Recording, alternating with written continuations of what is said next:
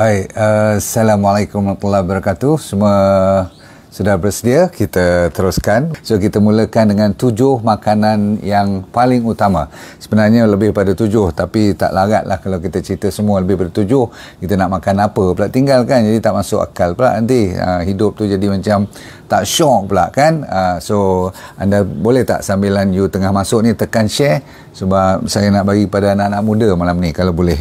Sebab mereka dan bersamaan dengan kita di zaman moden ni, sejak 40 atau 30 tahun kebelakangan ni, terlalu banyak pesakit-pesakit kanser yang menunggu giliran untuk kena kemoterapi. 1/4 daripada kita kena kanser dan akan kena kanser. Itu lebih kurang 20, saya kata berapa? 30-40 tahun yang lepas.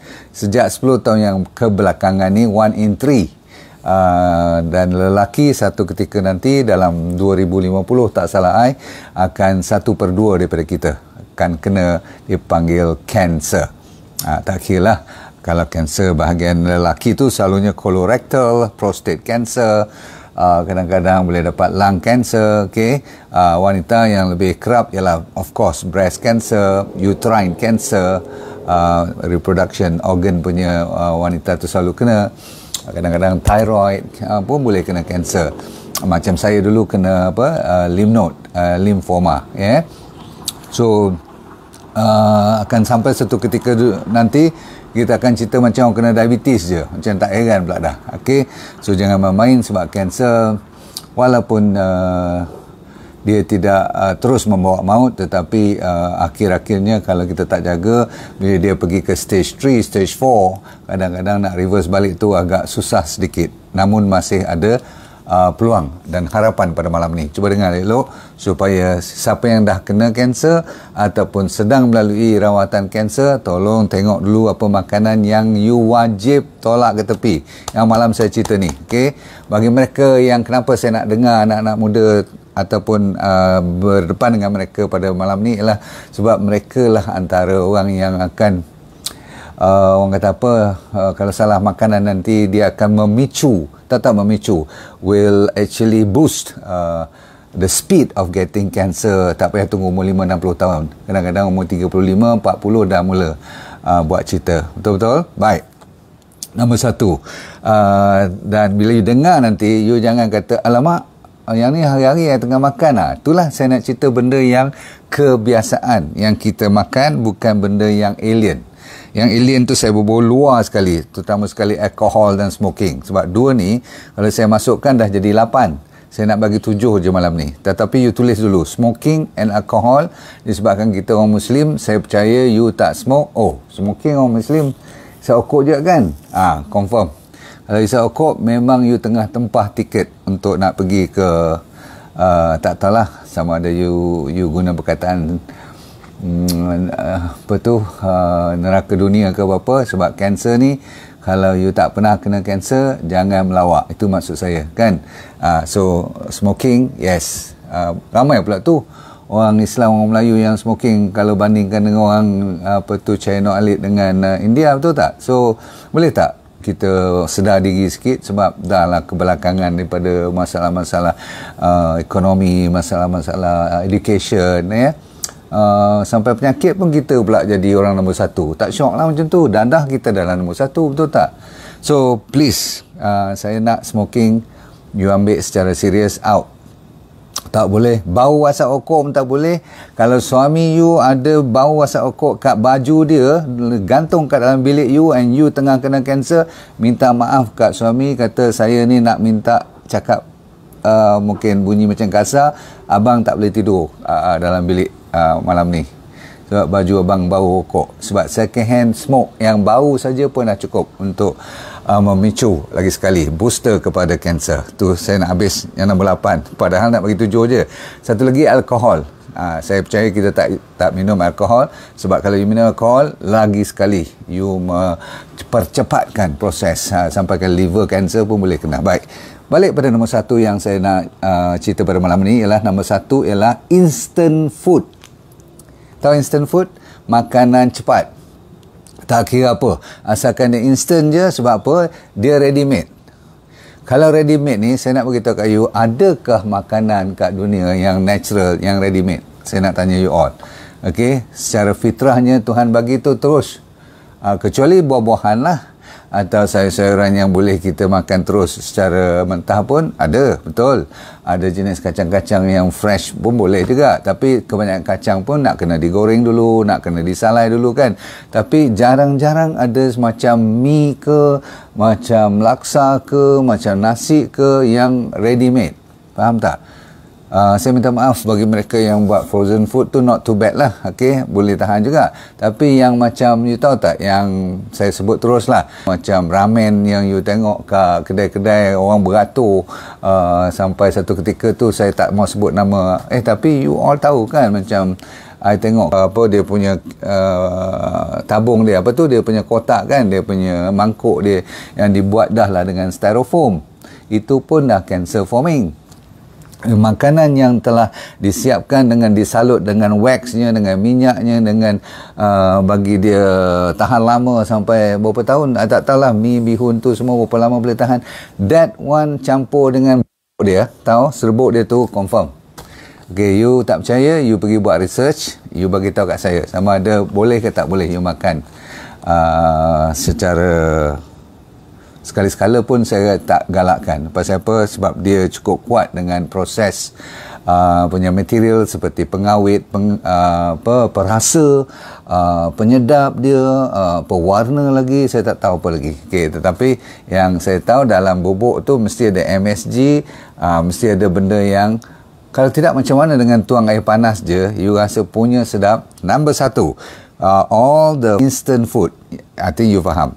Nombor 2, ada kaitan dengan canned food. Kan ada dalam can, kadang-kadang makanan tu dah disediakan dalam kotak atau dalam aluminium foil. Aluminium pula tu. Kalau you masakkan dia kan, dia kata you kena just heat it up. Kadang-kadang you cuma masuk dalam microwave je. Cun. Microwave, panaskan, betul-betul dia rasa macam nak mendidih dalam tu kan. Tu tak? Microwave is heat yang masuk ke tengah. Bila daging tengah lagi dia panas. Betul? Okey. Baik, itu satu cerita. Dalam keadaan fast food ni juga, atau instant, dia panggil instant food, termasuklah instant 3 in 1 semua tu, coffee, tea, instant 3 in 1 yang masuk susu, creamer dengan gula dan sebagainya tu, okay, penyedap dia, dan coffee and tea yang 3 in 1 selalunya ada apa? Dalam teh tarik semua tu, kalau dia buat dalam commercial tu, okay, yang you cuma tuang air panas je tu, jawapannya dia ada apa? Dia ada penyedap dia. Penyedap itulah antara penyebab kanser pun.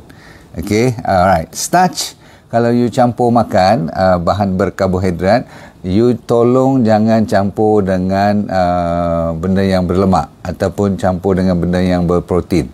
Maksudnya kalau you memang minat nak makan ubi saja. Okey, dengan sayur-sayuran lah kan, kalau kita nak ambil lunch ke dinner. Lepas tu nak masuk dengan lentils, nak masuk dengan beans, semua tak apa. Tapi jangan campur dengan katakan lemak, katakan ayam atau lemak daging. You campur kat situ, dah lah protein, dah lah dengan lemak lagi, dia tak boleh. Kalau gula, bahan-bahan yang berkarbohidrat, dia tak boleh campur dengan benda yang berprotein dan berdaging, ataupun maksud saya yang ada lemak-lemak sebagainya. Sebab apabila dia campur dua ni, ada bahasa sains dia namanya, nama byproduct tu keluarannya nama AGE. Dia panggil Advanced Glycation End Product. Dia kalau bahasa kampungnya, dia jadi macam glue, dia jadi macam gum. Starch campur dengan bahan berlemak, bila you makan sekali, contoh kita ambil burger kan, burger tu kan ada buns. Buns tu bukan karbohidrat. Karbohidrat tengah tu kita ambil dia punya burger. Burger tu dah lah diproses. Betul? Dan ada pengawet, inilah, bagi penyedap semua. Mesti ada sodium klorid semua, betul? Okey, tak apa. Bila you campur daging tu, dah lah dibakar. Okey, tu satu cerita lain nanti. Tapi daging campur dengan karbohidrat, dia jadi apa? Dia jadi glue. Glue ni lah antara penyebab boleh jadi kanser. Sebab apa? Bila dicampur dengan pemanasan, memanglah kita bakar kan. So panas campur dengan karbohidrat, campur dengan protein dan lemak, you combine sekali, out. Kalau nak makan juga, you asingkan dulu. You makan Actually susah juga nak cerita ni kan. Mana sedap makan dengan karbohidrat atau ubi atau yang berserat saja kan. Jadi isu dia ialah sedap tak sedap tu you kena pandai-pandai lah fikir. Sebab saya kalau dah kena kanser kena berhati-hati. Sebab tu you akan nampak kalau nak makan daging, kalau hari yang bercuti tu, hari cheat day tu, saya akan makan daging sahaja. Okey, saya tak akan makan dengan nasi ataupun dengan roti atau dengan buns ataupun dengan croissant kan. Kadang-kadang kita ambil croissant, tengah tu kita bubuh udang ataupun kita bubuh tuna dan sebagainya. What to do, that is how it's been served. Jadi kita dah biasakan. Habis nombor 1. Nombor 2 ialah dipanggil trans fat. Trans fat kita selalu dengar minyak-minyak yang telah diproses melalui hydrogenated tu, yang selalu dipanggil canola oil. Banyak kali sangat dah saya sebut canola oil lah, cotton seed oil lah, soybean oil lah, semua minyak-minyak sayur-sayuran yang murah yang dapat di pasaran tu, yang you nampak beratur kat atas chef kat supermarket tu. Okey, ini dipanggil seed oil. Oil yang datang daripada biji-bijirin yang disamakan dengan bunga-bunga tu, sunflower oil, you know, tak disamakan dengan olive oil, ataupun palm oil, ataupun coconut oil, ataupun sachainchi oil. Yang tu minyak yang digalakkan, sebab dia ada banyak omega 3, okay, omega 9 pun ada. So that is allowed. Yang tak di-allowed, yang lebih menakutkan dengar ni, kalaupun kita tak boleh halang orang-orang kita beli, sebab dari segi ekonomi kan tak semua orang boleh beli minyak olive tu tak. So you memang kadang-kadang terbeli juga minyak canola semua tu. Tapi yang paling menakutkan apabila dia repeat, faham tak? Diulang kali goreng dan berkali-kali sampai warna tu daripada color minyak yang agak kuning-kuning tu pun dah hydrogenated. Bila dia panas, dia tukar warna, confirm that is the one that causing cancer. So dikombinasi pula dengan tepung, digoreng pula lagi, cun. Okey, jangan-jangan diletak plastik sikit supaya dia garing. Kalau saya dengar cerita tu lagi, kita kena saman orang yang buat goreng pisang yang letak plastik tu, please. Saya mengharapkan tu cerita mitos saja, tapi takut memang kalau tak ada orang buat tak jadi cerita, betul? Alright. Apa saya kata? Minyak yang diulang kali pakai confirm penyebab kanser. Alright. Nombor 3 ialah susu. Itu pun berpuluh kali saya cerita tentang susu. Berhati-hati. D&D diet yang saya baru cerita baru ni, kebetulan memang kita membatasi. Kalau boleh jangan galakkan langsung. Ambil 3 perkara, gula, susu dan daging. Kebetulan malam ni ada kaitan. Kalau you dengar balik perkataan susu ni, berarti tak salah lah D&D diet tu ada orang buat kajian. Susu, terutama sekali susu moden. Tadi sebelum saya cerita kat you all kan, selalu saya kena review 12 jam atau minimumnya 10 jam satu hari saya akan belajar balik. Saya tengok balik susu-susu yang diperah oleh inilah peladang, atau bukan peladang, apa dia, penternak, terutama sekali tempat-tempat yang ekspor susu tu. Kalau you tengok cara moden pun dia pakai seksanya, dia perah susu tu, dan bersih tak bersih saya tak tahulah orang yang apa tu perah susu tu. Sebab itulah kalau dia tak pasteurize, tak masak susu tu, memang tak boleh minum susu tu. Betul lah bila orang kata ada bakteria, ada virus, ada nanah, memang betul. Itu cerita dari segi kebersihan. Tapi susu punya ada kaitan dengan dia punya injection, growth hormone, antibiotik dia semua tu. Bila kita makan selalu sangat, minum, maka kita pun senang kena kanser. Orang lelaki terutama sekali ada kaitan dengan testosteron. Orang perempuan ada kaitan dengan gula. Saya ulang, orang lelaki lebih pada susu, orang perempuan lebih pada gula. Sekejap lagi nombor 4, gula. Baik, habis nombor 3 dulu. Perhatikan susu, satu cerita. Nombor 2, susu yang terlalu panas pun jangan you minum lagi dah. Sebab nombor 1, dari segi susu tu itself dah tak ada lagi value dah. Okey, dah di pasteurize, memang tak tinggal apa sangat dah.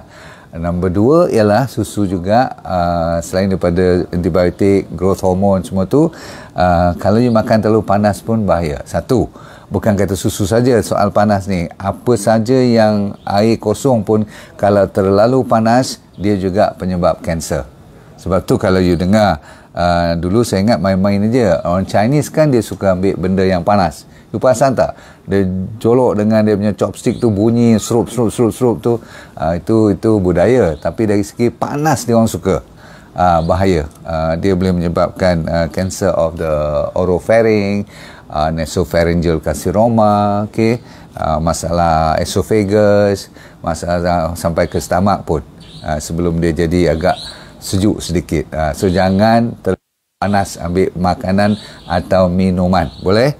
Nombor 4 ialah gula. Tadi saya janji nak cerita pasal gula. So tak payah lagi dah saya repeat. Sebab apa? Orang dah meluat dengar bila saya cerita pasal gula ni. Tetapi nak buat macam mana? Saya kira yang selalu orang lupa ialah kat Malaysia ni ialah makanan yang bukan nampak gula. Itu yang selalu saya ingin peringatkan. Rupanya ramai kita orang Melayu kalau kena kanser disebabkan antaranya ialah bukan gula biasa, tapi gula yang tak nampak pun diiktiraf sebagai penyebab kanser. Okey. Kadang-kadang gula dia tak sebut sebagai gula biasa, you pun kadang-kadang tak perasan. Terutama sekali semua yang bahan-bahan instant food, saya dah kata tadi, yang kat atas supermarket, selalunya dia ada gula dan dia ada karbohidrat dan kadang-kadang dia masukkan high fructose corn syrup. So high fructose corn syrup ni adalah dikeluarkan oleh gergasi-gergasi industri pemakanan. Sebab nombor 1 dia murah, nombor 2 dia pemanis, dan nombor 3 pemanis ni menyebabkan orang suka mari balik, suka datang balik ambil makanan yang sama. Dia orang suka, sedap sangat. Dan salah satu kalau you toleh ke belakang nampak perkataan maltodextrin. Boleh copy tak siapa-siapa yang pandai ni? Maltodextrin, maltodextrin itu yang paling teruk sekali antara penyebab utama kena kanser. Baik, berkaitan dengan gula pula, kenapa saya keluarkan stevia? Disebabkan saya pun kadang-kadang nak maniskan juga saya punya makanan minuman tu. So saya terpaksa ambil makanan natural seperti stevia. Okey. Disebabkan artificial sweetener, termasuk yang ada dalam soda kan, dalam kita punya soft drink tu, minuman-minuman yang bergas, carbonated semua tu, confirm artificial sweetener is the worst. Lebih baik you ambil gula pasir daripada ambil artificial sweetener ni. Pernah dengar kan? Aspartame lah, saccharin lah, semua tu. Okay, baik, dah habis 4, ada lagi 3 je. Ready? Ni pun dah boring dah kan, sebab gula tak boleh kan, minyak goreng yang biasa-biasa kita ambil tu pun tak boleh repeat. Jadi macam mana?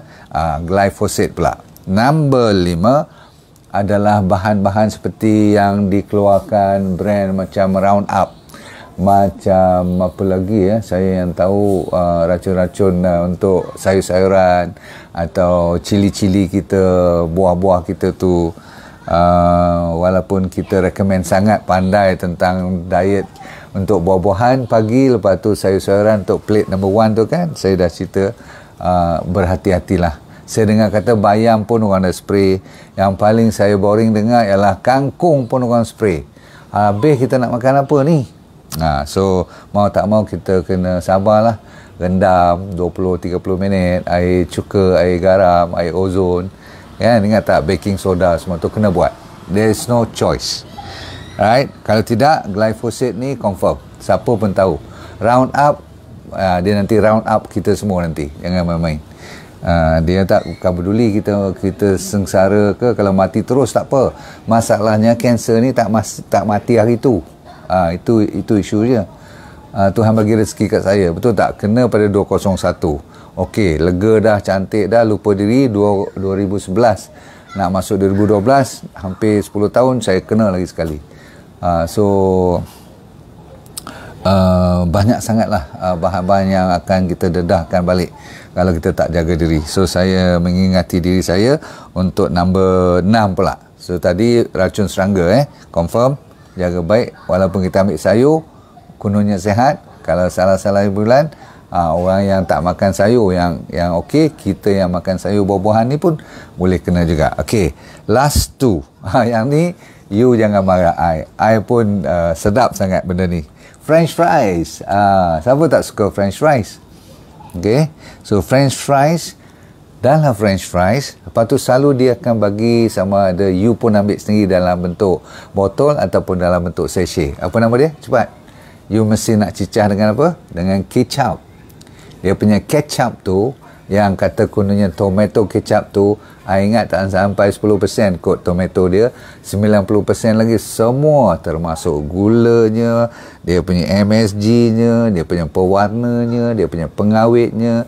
Allahu Akbar. Kalau you dengar, bahkan garam dia pun, sodium klorid dia tu pun, ada orang buat kajian, ada aluminium pun, bukan garam yang banyak mineral yang terbaik daripada gunung-gunung. Mana dia nak beli Himalayan salt atau garam-garam bario, semua mahal kan. So dia buat sachet-sachet tu, you pun koyak, kadang-kadang you tekan dia punya kecap tu, keluar dia punya kononnya tomato atau chili sauce tu, cun. That one campur dengan French fries yang dah bukan kuning lagi dah, kadang-kadang sampai jadi merah, kadang-kadang kalau you over fry, confirm. Because why? Ingat tak saya cerita tadi, karbohidrat kalau dicampur dengan minyak trans fat, lepas tu digoreng pula dalam deep fry, confirm. This is very well known. Saya pun ingat kenapa dia orang pilih cuma French fries, kenapa tak ambil ikan goreng ke, tak ambil tu, rupanya sebab starch tu. Potato tu bila dah lama sangat direndam, temperature ni terlalu tinggi, dia bertukar. Jadi benda yang boleh menyebabkan kanser, termasuk partner dia dengan kicap tu sekali. Confirm. Alright, kita tutup cerita pada malam ni, boleh? Yang ni cerita yang saya frust sangat-sangat malam ni. Sebab apa? Saya kan suka sate, kan? Siapa suka sate kat sini angkat tangan? Ataupun tulis, saya. Sate ni saya datang belajar pun ada 2-3 orang toke-toke sate pun. Saya pun kata, kau hantarlah kat aku gini-gini. Tapi bila saya baca balik, saya tengok balik, Masya Allah, saya minta maaf lagi sekali, orang yang suka makan sate, jangan terlalu gambler tak sekarang. Saya pun nak buat macam mana ni, sebab dia punya sedap tu, dia dengan kalau kuah pula, kacang tanah. Alamak, selalu saya duk cerita kacang tanah ni, kita kena hati-hati sebab dia pun ada aflatoxin. Saya ulang, kacang tanah antara banyak-banyak kacang adalah kacang yang diminta tolak ke tepi, kan? Kita dah buat study sebab dia senang kena cendawan tu, apa fungus tu, apa orang panggil, macam konsep mold apa tu, macam yeast kan, dia senang kena orang panggil aflatoxin, bahan-bahan yang boleh menyebabkan kanser. Baik, balik kepada cerita kenapa sate ni sebagai contoh yang paling sedap dan paling saya suka, dan saya tak malu cerita. Sebab apa? Kalau saya tak jaga juga, inilah dia antara makanan apabila dia jadi hitam, bila daging dah dimasak ataupun dipanggang ataupun terutama sekali dibakar dengan asap-asap tu, kan orang kata kalau lagi ada arang, lagi dia original. Mana sate sedap kalau you masuk microwave, mana sedap kalau you masak di atas oven apa-apa kan, dia mesti masak atas arang kan. Itu dia, itulah sebenarnya macam mana kita nak buat ni. Sebab kajian demi kajian confirm ada 2 nama yang memang dia orang keluarkan. Kebelakangan ni nama heterocyclic amine, satu lagi nama polycyclic aromatic hydrocarbon. Nama jangan ingat. Tapi pendekkan cerita, bukan takat sate saja. You pernah dengar tak daging-daging seperti, minta maaf lagi sekali, saya sebab banyak kawan yang buat benda-benda ni macam saya sebut benda yang lain lah, tapi you tahu kan, contohnya hot dog, burger, apa lagi, salami. Pernah dengar tak daging cold meat tu kan? You perasan tak macam mana sampai setahun lebih daging tu masih merah lagi? Macam mana? Cuba cerita kat saya. Macam mana daging tu masih lagi fresh, boleh buat sandwich lagi? Kedai-kedai yang sampai mahal-mahal, sandwich you beli sampai 10-12 ringgit, dapatlah 2 set of sandwich tu.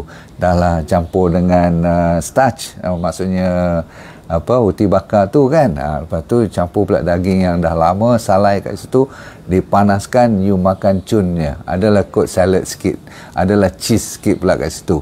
Tetapi yang penting ialah daging tu, bila dia ada nitrite dan nitrate, saya ulang, Yang kenapa dia boleh tahan, kenapa dia boleh merah, kenapa dia boleh mengiurkan lagi, nampak macam fresh tu, walaupun kita tak tanya berapa bulan dah, kadang-kadang dah lebih daripada setahun kot di frozen kat situ. Rupa-rupanya ada nitrite dan nitrate.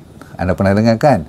Macam apa tu, potassium nitrate, sodium nitrate atau nitrite.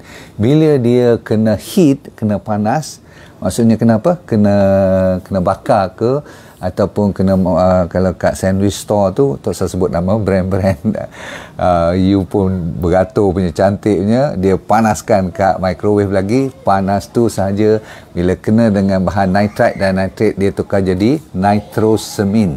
Ini bukan benda baru lagi dah, you semua pernah dengar. Nitrosamin itulah penyebab kanser. Boleh? Jadi kalau dia penyebab kanser, saya mengharapkan you kena hati-hati, sebab cuma disebabkan kita minat sangat pada steak umpamanya, tolonglah jangan sampai dia jadi hitam. Kalau sate pun boleh tak minta yang macam mana kalau nak telur juga, ambil lah sate tu, buang yang hitam tu. Tapi sate kalau dia tak hitam sangat ataupun dia masih merah-merah, tak sedap kan. So no choice, you really have to cuma bakar agak cukup sampai makan je. Okey, kalau steak pun minta medium well, kalau takat yang jangan sampai jadi arang tu. Tak, sebab apa saya tak boleh pula minta steak you jadi medium ke, maksudnya sampai raw pula. Sebab apa? Kalau daging tu merah lagi ataupun belum masak betul, takut masalah bakteria pula, salmonella lah, bakteria-bakteria yang sampai kadang-kadang tu ada parasite. Jangan main. Daging-daging ni ada cacing pun kadang-kadang kalau tak dimasak dengan secukupnya.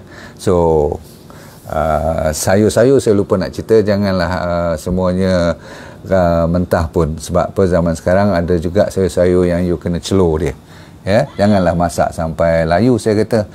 Okay, so kita dalam wacana hidup yang agak terganggu sekarang ni. Makanan kita yang seharian sampai buah dan sayur-sayuran pun dah mula ada question mark dari segi bahan-bahan racun serangga kan. Sebab racun serangga tu memang cancer forming lah, menyebabkan kanser lah kan. Cukup dulu saudara sekalian, saya rasa saya dah bagi 7 yang you boleh belajar pada malam ni. Lebih pada cukup. Yang lain-lain tu agak-agak lah yang tak nampak terutama sekali. Apa yang saya kata tu, yang kat supermarket, processed food terutama sekali. So tak payahlah kita nak buat tak nampak sangat benda yang depan mata yang saya cerita malam ni. Sebab saya tahu, sebab saya sendiri pun kadang-kadang bila nak makan sate tu buat lupa pula. Padahal dah terasa dah aku memang makan ni lebih pada 8-9 batang atau 10 batang, confirm lah nak kena puasa 3-4 bulan, tak boleh makan sate lagi dah. Contoh. Okay, terima kasih banyak saudara-saudara sekalian. Semoga anda jangan lupa tingkatkan balik you punya omega 3 tu dengan DND 369, sebab itu kewajipan. Kalau kita dah makan benda pelik-pelik, tak jaga D3K2 pula, siap. Okay, jumpa lagi. Assalamualaikum warahmatullahi wabarakatuh. Semoga hidup anda sentiasa bahagia di dunia dan akhirat anda syurga. Dan jangan lupa kita let go and feel good all the time. Assalamualaikum warahmatullahi wabarakatuh. Bye.